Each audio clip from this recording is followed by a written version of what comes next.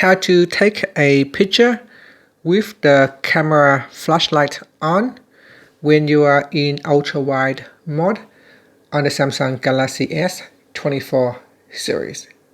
Now, unfortunately, with the stock camera, when you are going into ultra wide mode, you cannot use the camera flashlight. Now you can see here, if I'm in the standard lens, I can turn on flash here. And if I now go into ultra wide lens, and if I try to use the flash, it says not available while using the ultra wide lens. So what you can do is you can use an alternative camera.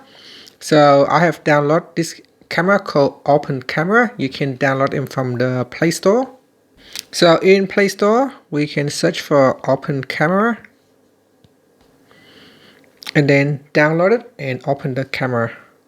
Now when you open up the camera, you can turn on the flashlight by tapping on that button right there. You can then you can zoom out by pinching.